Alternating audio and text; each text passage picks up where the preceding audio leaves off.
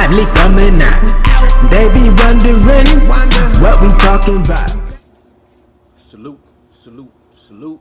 What it is, what's happening. It's just nocturnal thoughts, man. Just finished my workout and, was listening to a little bit of boxing commentation, a couple of different platforms. I'm not going to go down the line. But right now, what's on my mind, I was thinking about, Anthony Joshua versus Oleksandr Usyk. And, what that fight might look like. How is that fight going to play out, man? I just want to see a good fight, good clean fight, let the best man win. I have to favor Anthony Joshua in this fight. He has the better resume in the heavyweight division. You know what I'm saying? He right now, he's really second to none. Maybe somebody can argue the case against Tyson Fury.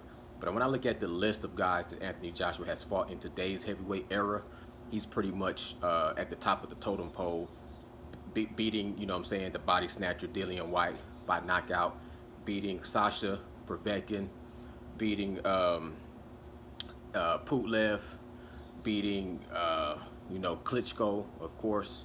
And when you think about Anthony Joshua, I think of two Anthony Joshuas. I think of the Anthony Joshua before his loss to Andy Ruiz, and then I think about his fight after he lost to Andy Ruiz, and then the adjustments that he made and the way he looks like when he's transitioning into this new hybrid style of a boxer puncher and knockout artist. The way he fought, Putlev was a good example.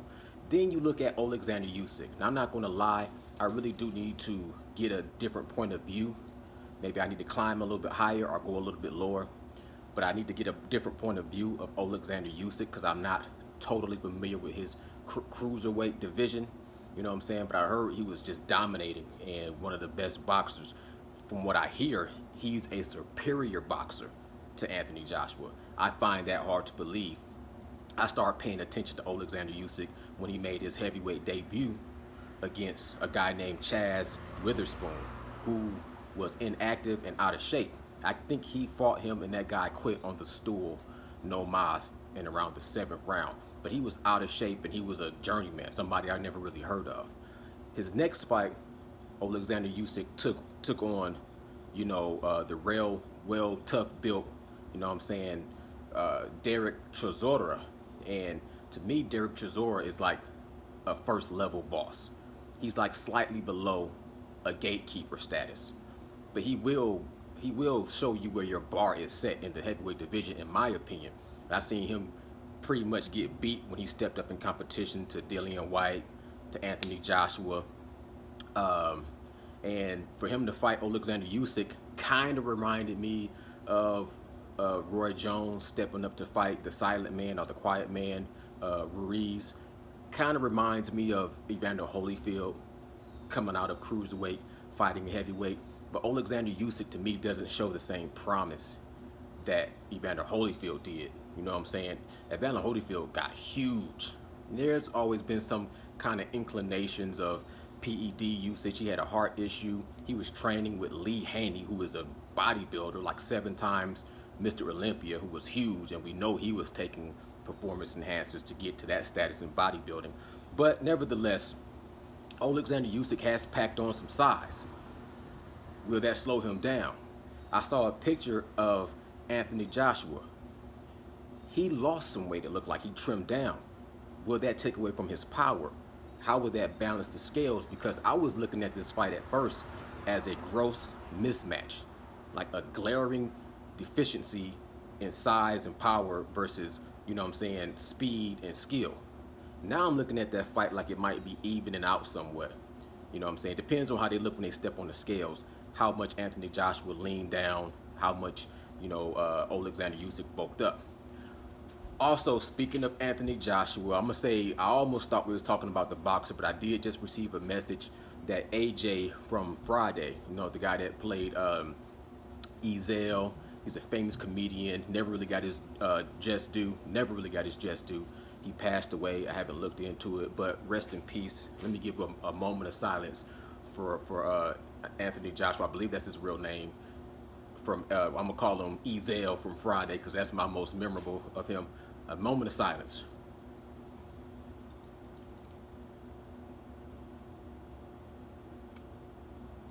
Now, back to what I was saying and wrap this video up.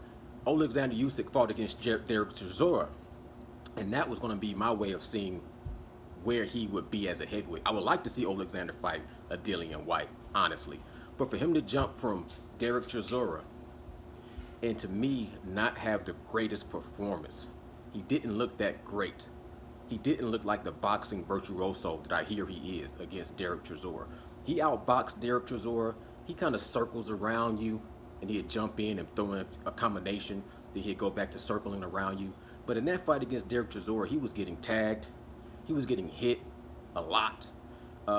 He outworked Derek Chisora, but he looked like he was getting deflated as well. Like it looked like Derek Chisora was taking some of the wins from his cells as well. Now, Derek Chisora and Anthony Joshua are two different fighters, two different styles, but I think that AJ is heads and shoulders above Derek Chisora. And I think if I just insert Anthony Joshua and take out Derek Chisora, I'm almost leaning towards a knockout to Oleksandr Usyk. Now, of course, Oleksandr Usyk is going to train differently and be in better shape going against Anthony Joshua. He's getting more acclimated to the heavyweight division, so he might make some improvements. Anthony Joshua, you know, people were still questioning his conditioning, questioning his heart even after the loss against Andy Ruiz. When he came back to fight him the second time, a lot of people, including myself, say he still looked a little timid, still looked a little unconfident. But I felt like he did, you know, fight a strategic, smart game plan, which led to his victory. But I was still looking at him like, is his chin suspicious? Is his confidence suspicious? And then he won that fight, and then he looked even better in his next fight. So when I look at his entire resume, including his adjustments since he's lost only one time, and he's going in fighting a guy like Oleksandr Usyk, and I'm looking at his experience in the heavyweight division, I heavily lean towards Anthony Joshua, and I almost want to say somewhere in the 8th or 9th round knockout. You know what I'm saying? That's just a kind of a soft prediction.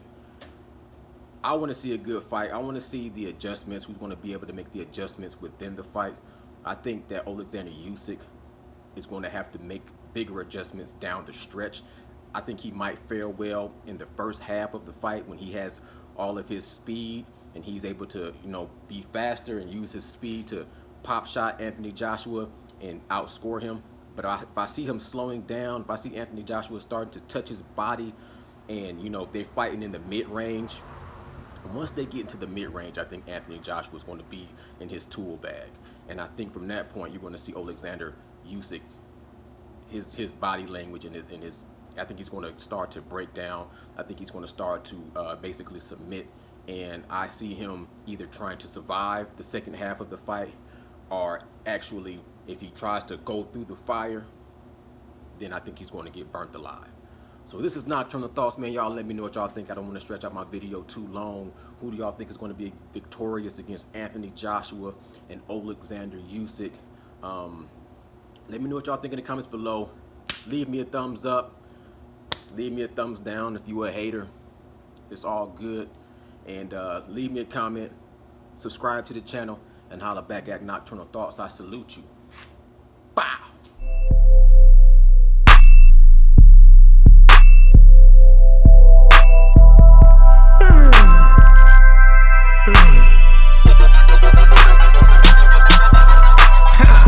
Sleepy going in, lively coming out. They be wondering what we talking about.